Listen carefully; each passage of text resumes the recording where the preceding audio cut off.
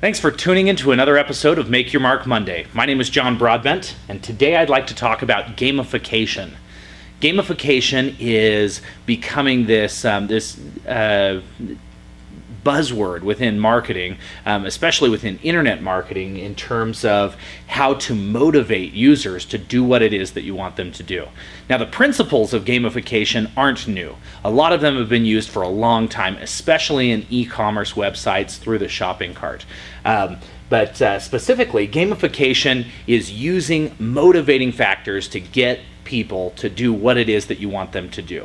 We do see this quite a bit with websites, but we've also seen this a lot with organizational structure, especially when dealing with a lot of GenYs and maybe even some GenX folks that work within your organization. Gamification is a great way to motivate people to do what it is that you want them to do.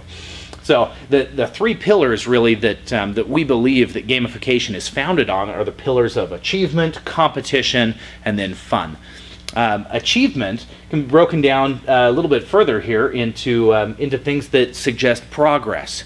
You know, your profile is 80% complete, or for example, the shopping cart in e-commerce websites. This is how far you are in the shopping cart.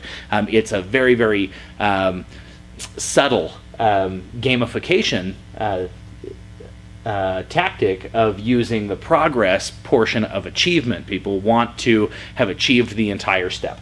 Okay, badges is another one.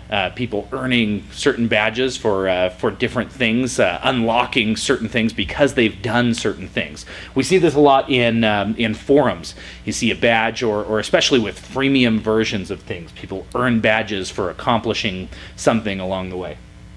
High scores. We don't tend to see this too much except when used with badges, but high scores are definitely used even within, you know, gamification of websites or offices to say, hey, this person has a high score of this, or they've got a score of this kind of proficiency. Okay, competition is really the next factor, and competition is really founded on having an opponent. And then also the pride of it. The opponent is, you know, somebody else that you're kind of pitting your own strategy or your own efforts against. And it definitely lends itself to all of these, you know, competition with a high score, with badges, or with progress. So using a lot of those in relation to other people. We see this a lot with the social media sites, right? We've got so many followers on a social site, and that's more than so-and-so has. Okay, we see that quite a bit, but we also see kind of the pride element here, being first place or second or third. Okay, so we tend to see these elements quite a bit in gamification.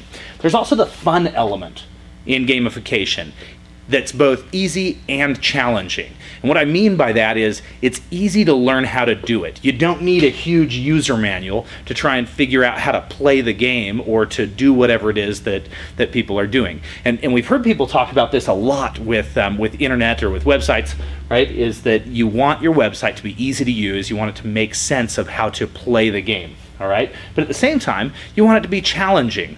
Okay, so if you're going to use gamification techniques, there's got to be some sort of a challenge involved with it. Now, that's not to say that on an e-commerce website you don't want to just make it purely easy, but when you've got other types of websites, there needs to be some sort of a challenge. There's somewhere else to go. If we go back to this example of the high score, you know, the first digit there is a 0. You can tell that there's still somewhere else to go.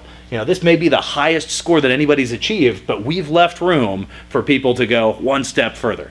Okay, so using gamification tactics on a website can be extremely useful in getting people to do those actions that you want them to do.